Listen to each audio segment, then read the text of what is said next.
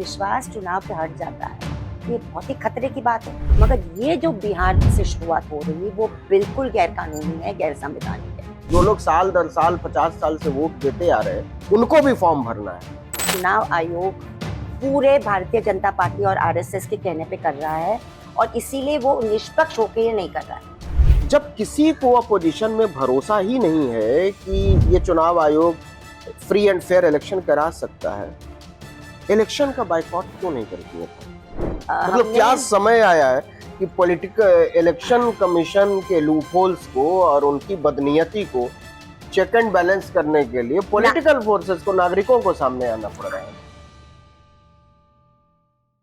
नमस्कार, आदाब, सत श्री अकाल, जय भीम, जोहार। मेरा नाम है नवीन कुमार। आज हमारे साथ तीस्ता से तलवाड़ है और तीस्ता किसी परिचय की मोहताज नहीं है। आर्टिकल 19 इंडिया पर भी कई दफा आप लोग इनसे मिल चुके हैं। अलग अलग मुद्दों पर सामाजिक नागरिक अधिकारों को लेकर तीस्ता बहुत मुखर रही हैं, बहादुरी से लड़ती रही हैं और इसकी कीमत भी चुकाई है। नरेंद्र मोदी की हुकूमत ने जेल में भेजा, फिर बड़ी मुश्किल से वापस आई। अभी भी इनका पासपोर्ट अदालत के पास है और बाहर जाने के लिए कोर्ट से मंजूरी लेनी पड़ती है। और इस बीच बिहार में जो मतदाता पुनरीक्षण अभियान चल रहा है, जिसको सर कहा जा रहा है, SIR, उसको सिर कहना बेहतर होगा क्योंकि वो सिर पर आकर गिर गया है नागरिकता के अधिकार पर। लेकिन एक सवाल से शुरू करना चाहता हूं कि आप लोग भी बर्थडे मनाते होंगे, एनिवर्सरी मनाते होंगे, कुछ करते होंगे, तो कितने लोग मिलकर मनाते हैं? मतलब 2 लोग, 4 लोग। अगर एनिवर्सरी मनाते होंगे तो शायद और भी कम लोग। लेकिन एक सज्जन भारत में है जो जिनकी एनिवर्सरी और सालगिरह पूरा देश मनाता है। ये टाइम्स ऑफ इंडिया ग्रुप का अखबार है, मराठी अखबार है, मुंबई टाइम्स। मुझे लगा कि हाँ, महाराष्ट्र टाइम्स का मुंबई टाइम है ये, जो सप्लीमेंट है। और उसमें पूरे पन्ने पर ये है कि आज 1 साल हो गए शादी किए हुए। तो पूरे देश को अंबानी के बेटे की शादी में की एनिवर्सरी पर खुश होना चाहिए। और ये देख लीजिए, ये पूरा पन्ना छपा हुआ है और इसमें कहीं भी विज्ञापन परिशिष्ट नहीं लिखा हुआ है। तो ये नहीं कह सकते कि ये विज्ञापन दिया है, कुछ हुआ होगा। लेकिन सच ये है कि 3 पन्ने में देश से उम्मीद की गई है कि आप हमारे सुपुत्र की एनिवर्सरी मनाइए। और केवल यही नहीं है, ये देखिए, ये दैनिक जागरण बड़ा राष्ट्रवादी अखबार है हिंदी का, उस समूह का अखबार है मिड डे। पहले इनके मालिकान कुछ और हुआ करते थे। इन्होंने भी कहा कि देखिए भाई, हमारे बेटे बहू की एनिवर्सरी में पूरे देश को शरीक होना चाहिए। 1 साल हो गया। तो आप लोगों ने बधाई दी कि नहीं दी, आपकी नागरिकता का बाद में देखेंगे। अंबानी की एनिवर्सरी मनाइए और इसमें खुश होइए। और इसमें एक लाइन मैंने पढ़ी और उसमें कहीं ये लिखा हुआ है कि वो राष्ट्रीय घटना थी, जिसमें इसी में कहीं लिखा हुआ है कि किस हाँ, A year since the wedding that put India on the global map। मतलब अंबानी के छोरे की शादी की वजह से जो है भारत ग्लोबल मैप पर आ गया। तो एक सीमा होनी चाहिए। मतलब पता नहीं कौन इसके संपादक है, नहीं है, लेकिन इस पर बात नहीं करनी है। इसी आज ही के दिन एक और खबर छपी है जिस आप लोगों तक भी पहुंची होगी कि nationwide SIR set to roll out soon. मतलब जो बिहार के लोग भुगत रहे हैं, जो सिर पर मारा है बिहार के लोगों के माथे पर, वो पूरे देश को भुगतना पड़ेगा, ये कहा है साफ तौर पर चुनाव आयोग ने। तो इसका क्या मतलब है? क्योंकि अभी उड़ीसा में राहुल गांधी ने कहा, और वो पहले भी कह चुके हैं कि महाराष्ट्र में वोट की चोरी हुई और बिहार में नहीं होने देंगे। राहुल गांधी लगातार इसको लेकर मुखर हैं। तो हम समझना चाहते हैं कि क्या वाकई हम, चूंकि मैं बॉम्बे में बैठा हुआ हूँ, मुंबई आप कह सकते हैं, महाराष्ट्र में, तो और तीस्ता गुजरात और महाराष्ट्र खास तौर पर, वैसे तो पूरे देश में काम करते हैं लेकिन गुजरात और महाराष्ट्र में विशेष तौर पर सक्रिय रहती हैं। तो सबसे पहले तो ये कि सच में वोट की चोरी हुई थी क्या महाराष्ट्र में? आपने तो इलेक्शन रिफॉर्म को लेकर और बहुत सारे सर्वेस किए, बहुत सारे डेटा एनालिसिस किए, तो उस आधार पर आपको क्या लगता है? अभी वोट की चोरी हुई कि नहीं तो वो चुनाव आयोग उसका जवाब दे, मगर वो जरूर हुआ है कि चुनाव आयोग के आंकड़े में कोई कोई भी पैरामीटर उन्होंने कंसिस्टेंटली मेंटेन किया नहीं है। मतलब प्रतिशत में आप वोट दे रहे हैं, आंकड़े नहीं दे रहे हैं। 5 बजे के आंकड़े देने के बाद आप 11:30 के आंकड़े में 6.5% बढ़ जाता है वोट। उसका कोई आप कुछ जवाब ही नहीं दे रहे कि ऐसा क्यों हुआ। इसके पहले वाले सब चुनावों में 1 या 2% बढ़ता था, अचानक इतना बढ़ जाता है। फिर जो अपने लोकसभा 2024 और विधानसभा 2024 के इलेक्शन में भी 41 लाख वोट बढ़ जाते हैं। खुद उनके आंकड़े हैं, अचानक से बढ़ जाते हैं। उसके पहले ऐसे कभी नहीं बढ़े। 5 साल में इतना बढ़े, जैसे जो 6 महीने में बढ़े 2019 और 24 के बीच में जितने बढ़े उतने 6 महीने में बढ़ गए, उसका कोई जवाब नहीं। फिर आपकी कामठी एक कॉन्स्टिट्यूंसी है और अपनी करार है जहाँ पे पृथ्वीराज चौहान खड़े थे।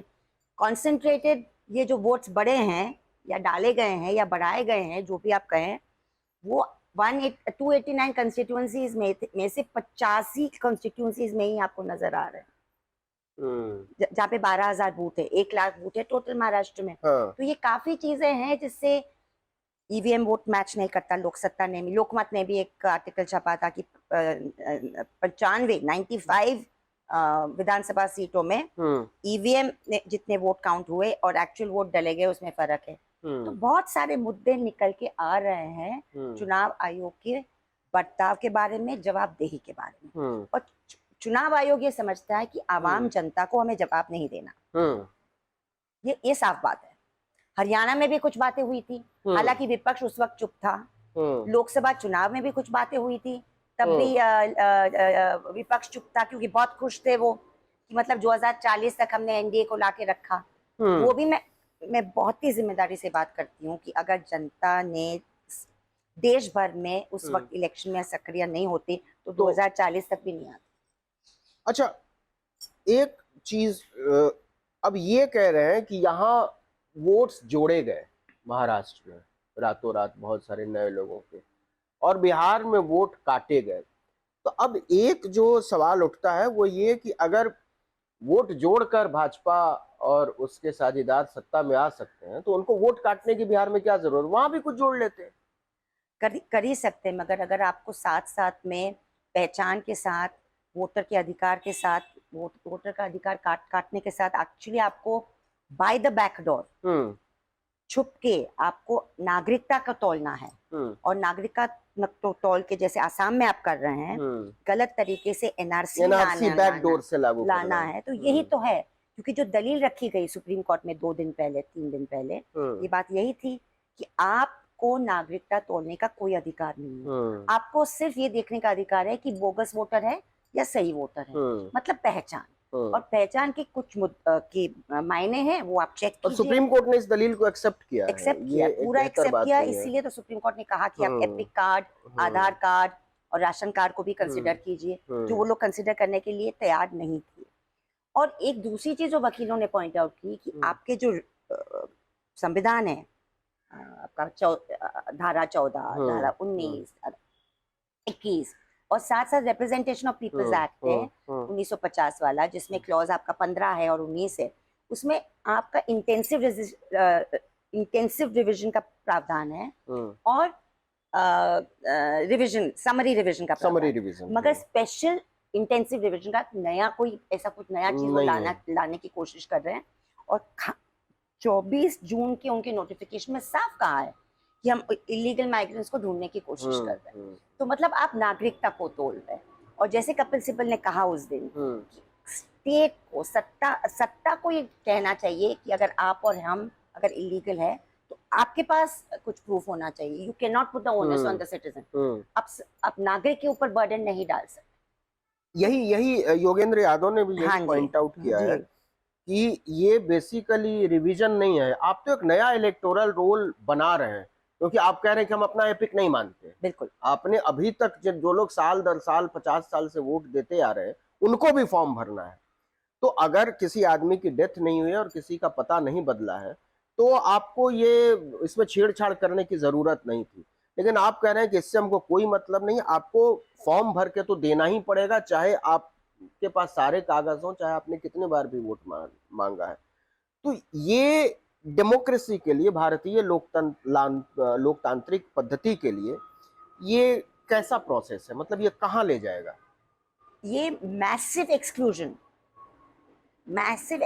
ऑफ द वोटर, और वो तबका जो अल्पसंख्यक है, जो प्रवासी कामगार है, जिसके पास जो मतलब महिला है, और मुझे इलिटरेट का वर्ड मुझे बिल्कुल नहीं पसंद, मैं अनलेटर्ड बोलती हूँ, जिन्होंने मतलब स्कूल की मतलब पढ़ाई नहीं की है, उनके पास पढ़ाई बहुत ज्यादा होगी मगर स्कूल की पढ़ाई, ऐसे लोग जिनके पास दस्तावेज नहीं होते हैं वो बिल्कुल इम्पैक्ट होंगे। और आप आसाम का देख लीजिए, मैं बार बार आसाम का सबक इसलिए दे रही हूँ क्योंकि वहां पे भी 1998 में एग्जीक्यूटिव डिक्टेट के जरिए डी वोटर की प्रक्रिया शुरू हो गई कि हम डाउटफुल वोटर आपको डिक्लेयर कर देंगे, उसके बाद आप फॉरेनर ट्राइब्यूनल जाके अपने आप को प्रूव कर लीजिए। अच्छा, एक सिचुएशन हम लोग सोचें कि मान लीजिए कि आपने 10 लाख लोगों का नाम काट दिया, वंचित कर दिया, तो 10 लाख लोगों को आपने वंचित किया, तो आपने केवल वोट डालने से वंचित नहीं किया है, आपने एक प्रेमाइस तैयार कर दिया आपकी नागरिकता खत्म करने का।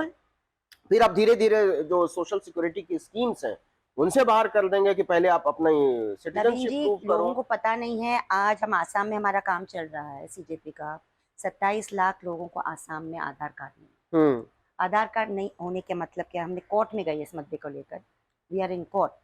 मतलब क्या होता है कि आपको बैंक अकाउंट खोलने में प्रॉब्लम होता है, बच्चों के एडमिशन में प्रॉब्लम होता है, कोई भी सरकारी स्कीम जैसे आपने कहा, महिलाओं के लिए हो, पेंशन के लिए हो, बुजुर्गों के लिए आप एलिजिबल ही नहीं है, आप कुछ नहीं ले सकते, जमीन नहीं खरीद सकते, गाड़ी नहीं खरीद सकते। तो मतलब ये हाल आसाम की जनता जूझ रही है इससे। आज भी 1.2 लाख वोटर्स डी वोटर्स हैं 27 साल के बाद, क्योंकि आपके फॉरेनर ट्राइब्यूनल चलती ही नहीं है। और बाकी हिंदुस्तान में आधार नहीं है, वहां पे आसाम में कम से कम वो कानून है, फॉरेनर्स एक्ट 1946 वगैरह, जिससे आप कह सकते हैं कि फॉरेनर ट्राइब्यूनल बना था। मगर ये जो बिहार से शुरुआत हो रही है वो बिल्कुल गैर कानूनी है, गैर संवैधानिक है और बहुत ही खतरनाक है, क्योंकि उनको पता ही है कि वो तबका जो मेहनत का तबका है, शायद इस तरह की क्रोनी कैपिटल पॉलिसीज, महंगाई बढ़ गई है, लैंडलेस लेबरर्स हैं, दिहाड़ी मजदूर हैं, रेहड़ी पटरी वाले हैं, ये तो आप इनको बहुत आसानी से साइफन ऑफ कर देंगे डेमोक्रेटिक प्रोसेस से। बिल्कुल बिल्कुल, कि आपकी और जो डॉक्टर बाबा साहब अम्बेडकर ने कहा था, यूनिवर्सल एडल्ट फ्रेंचाइज से ही एक जमहूरियत बनती है, लोकशाही बनती है।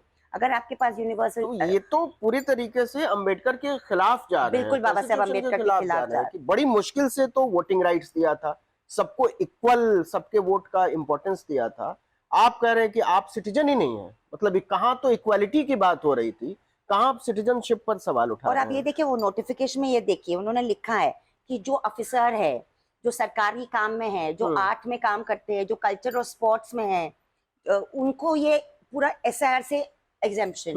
मतलब ये पूरा डिस्क्रिमिनेटरी है, पूरा डिस्क्रिमिनेटरी है। आर्टिकल 14 आप इक्वल सिटीजन मानते ही नहीं है। नहीं नहीं, ये जो मानसिकता है, मैं तो मानती हूँ ये चुनाव आयोग पूरे भारतीय जनता पार्टी और RSS के कहने पे कर रहा है, और इसीलिए वो निष्पक्ष होकर ये नहीं कर रहा है।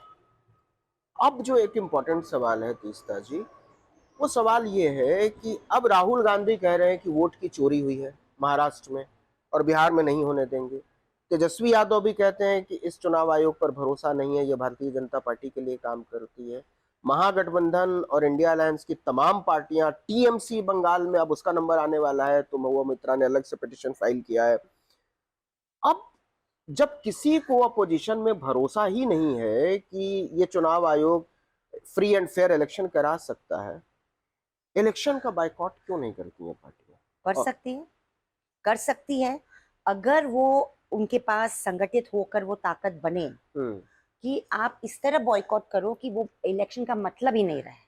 क्योंकि प्रॉब्लम ये है सरकार के साथ क्या है कि मीडिया, आपको पता है, उनकी जेब में है, जो मतलब गोदी में 4 पार्टियां खड़ी कर लेंगी, खुद ही अपोजिशन, अगर वो लेकिन उसका कोई सेंस नहीं बनेगा ना। करेक्ट। तो अगर वो एक्चुअली यूनाइटेड होकर, मतलब एक मत होकर अगर डिसाइड होती है विपक्ष, तो ये सिर्फ बिहार का मामला नहीं है, बंगाल में भी करना पड़ेगा आपको, जहां जहां इलेक्शन हो रहे वहां पे करना पड़ेगा। बल्कि महाराष्ट्र में जब नतीजे आए थे तो एक दो दिन के लिए शपथ लेने से इनकार किया था विधायकों। हाँ, मगर 1-2 दिन से कुछ नहीं, तो वो बड़ा दबाव बना था और लगा था कि एक मोमेंटम बन रहा है। अगर वो 1 महीने भी खिंच जाता तो शायद एक चुनाव आयोग के लिए आने वाले दिनों में महाराष्ट्र काम में आपको करना। याद होगा मार्कंडवाड़ी का पूरा मसला, हाँ हाँ, इतना जोरदार मसला था वो खुद कह रहा है, वो जीता हुआ कैंडिडेट था, वो कह रहा है कि और एक या दो हमारा गांव वोट कह काउंट रहे नहीं हैं हुआ। कि भाई हमको हमारे खर्चे पे एक बैलेट से पोल करने दो, क्योंकि ठीक है हमारा कैंडिडेट जीता है, मगर हमारे गांव से इतने वोट दूसरे इंसान को कैसे गए, और इसको आप पुलिस केस कर रहे हो, क्रिमिनलाइज कर रहे हो वोटर को। तो इतना डर तक क्यों है चुनाव आयोग, इतना डरता क्यों है कि आप पुलिस का इस्तेमाल कर रहे हैं। और आप देखिए जब राहुल गांधी का लेख आया जून 9 को, शायद 9 जून को आया था, जवाब कौन देता है? भाजपा, मतलब तो सवाल वो भी फडणवीस। मतलब आपका क्या है? और उसके बाद कई और भाजपा के नेताओं ने उसका जवाब और दिया। उसमें काफी आंकड़े में प्रॉब्लम था, फडणवीस साहब के आंकड़े में बहुत प्रॉब्लम्स थे। हमने वोट फॉर डेमोक्रेसी ने उसका जवाब भी दिया कि आपने, और आप कुछ जानकारी फडणवीस ने दी जो पब्लिक के पास नहीं है, जो वेबसाइट पे भी नहीं है। तो ऐसा है कि भाजपा के पास ये जानकारी है मगर जनता के पास नहीं है। तो 28% भारतवासी को चुनाव आयोग पे विश्वास है, ऐसा CSDS ने अप्रैल 2024 में कहा था। आज 28% उस वक्त, एक साल से ज्यादा हो गया, अब पता नहीं कितने लोगों को विश्वास।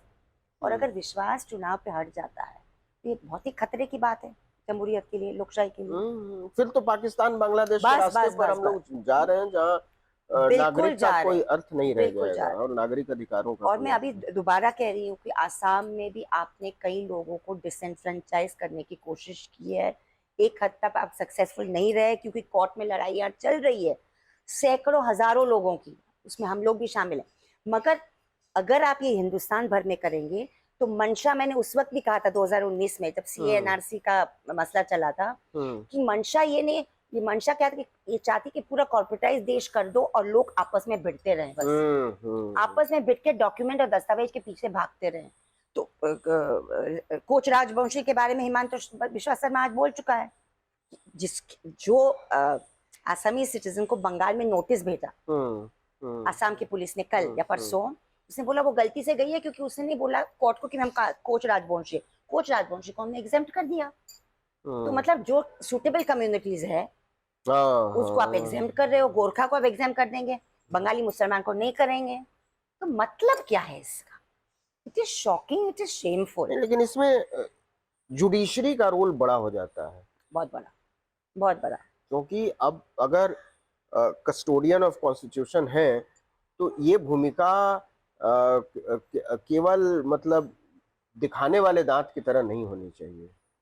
लेकिन आपको लगता है कि जुडिशरी का कोई ऐसा बड़ा इंटरवेंशन सामने आएगा जिससे कोई बड़ी उम्मीद नजर आए? देखो, उम्मीद तो रखनी पड़ेगी, ये इतना मैं कहूंगी, क्योंकि हम लोग कोर्ट में हैं तो इससे ज्यादा मैं कह नहीं सकती हूँ, मगर मुझे उम्मीद तो रखनी ही पड़ेगी। हम लोग गुवाहाटी हाई कोर्ट में मई 2023 से 330 लोगों को इसी तरह हकाल दिया बांग्लादेश में, रातों रात अरेस्ट करके। उसके कई पिटिशन हम लोगों ने डलवाए लोगों के, उसमें एक एक ऑर्डर बहुत अच्छा गुवाहाटी से आया है। हालांकि 5-10 लोगों को भेज दिया गया बांग्लादेश, अभी उनको वापस लाने का मसला अभी भी पेंडिंग है, तो पूरा मसला सॉल्व नहीं हुआ।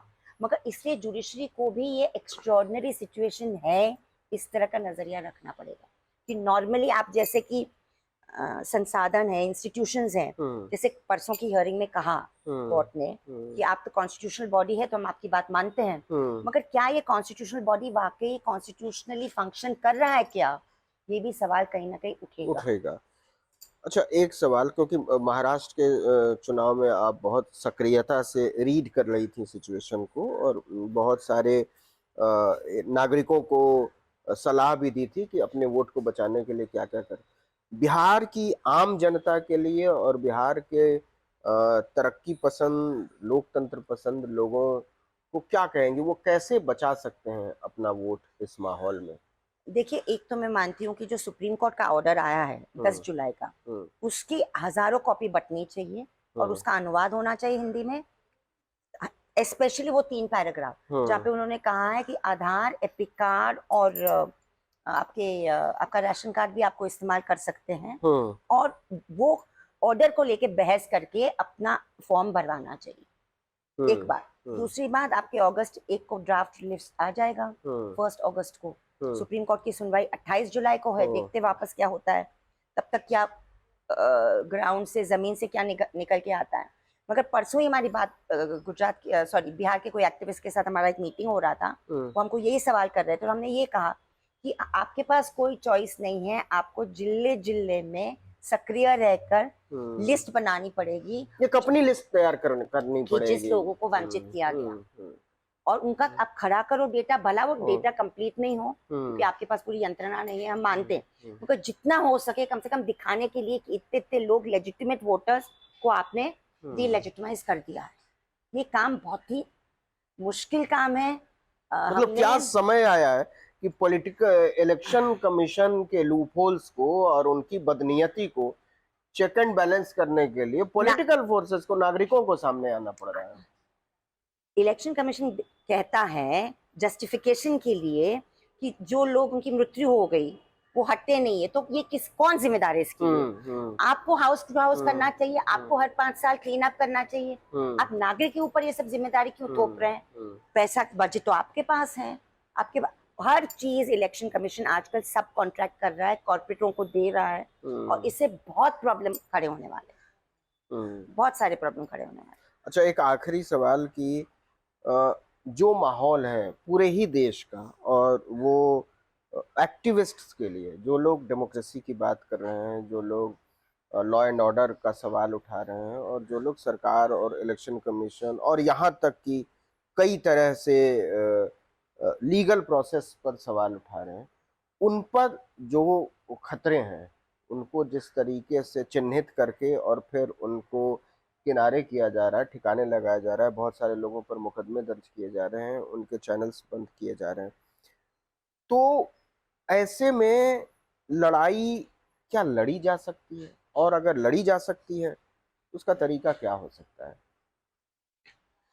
पूरा जवाब मेरे पास नहीं है, मगर इतना मैं जरूर कहूंगी कि हमें 5, 6, 7, 8 तरीके अलग अलग ढूंढने पड़ेंगे, एक ही तरीके से नहीं होगा। आपको कानूनी तो लड़ना ही पड़ेगा क्योंकि आप अपने आप का बचाव करेंगे, हम मेरा बचाव करेंगे, आप अपना जो भी है। साथ साथ हमें कहीं ना कहीं अलग अलग तबकों के साथ जुड़ना पड़ेगा। जैसे अगर पत्रकार पे हमला हो रहा है तो कभी कभी पत्रकार को लगता है कि हम एक्टिविस्ट नहीं है तो उनके साथ हम ना जाएं, या जो भी है, हमें कहीं ना कहीं सोचना पड़ेगा ये वाइडर डेमोक्रेटिक स्ट्रगल है। तो अगर अम्बेडकर राइट दलित के साथ हो रहा है तो माइनॉरिटीज को भी खड़ा होना पड़ेगा। मतलब ये पुरानी बात है, मगर हम लोग बार बार घिस घिस के कह रहे हैं, मगर एक साइलोज में हम लोग अलग अलग छोटे छोटे सर्कल्स में ना फंक्शन करें, दायरा थोड़ा सोचने का और संघर्ष करने का बड़ा है।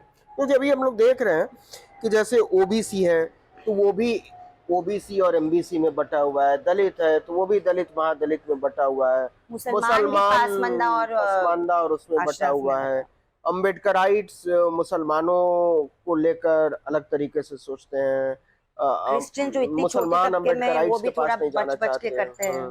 तो ऐसे में ऐसा नहीं लगता जैसे एक ग्राउंड पर एकता की जरूरत है, सोशल मीडिया पर नहीं? सोशल मीडिया से ना कुछ बदलाव आएगा, परमानेंट थोड़ा बहुत तो फर्क पड़ता है मगर बदलाव नहीं आ सकता। आपको रहन सहन, आने जाने, बातचीत, डायलॉग से, क्योंकि बहुत सारी खटकने वाली बात है। आप ये नहीं कह सकते कि अम्बेडकराइट या दलितों में एंटी माइनॉरिटी सेंटिमेंट नहीं है, आप ये नहीं कह सकते कि मुसलमानों में बहुत जबरदस्त कास्टिज्म नहीं है। तो इसको आप कैसे निपटाएंगे, इसको आप कैसे रोजाना बातचीत चल के रहन सहन के और साथ में बैठ के कुछ कड़वी बातें सुन के कह के करनी पड़ेगी। तो ये भी एक, देखो जब आजादी की लड़ाई लड़ी गई थी तो साथ साथ में सोशल रिफॉर्म मूवमेंट तो चल ही रहा था ना, दोनों अकेले अकेले थोड़ी ना चले। अब आजादी की लड़ाई एक फॉरेन पावर के खिलाफ लड़ रहे थे, मगर अंदरूनी जो बात जो चली रही थी ना, सफाई की, जो बहुत सारी खामियां थी हमारे समाज में, चाहे वो कास्ट हो, जेंडर हो, बहुत सारी बातें तो निकली थी, प्रॉपर्टी हो, औरतों की प्रॉपर्टीज हो, चाइल्ड मैरिज हो, ये सब तो बातें, विडोरी मैरिज हो, ये तो निकली तो थी ना उसी वक्त।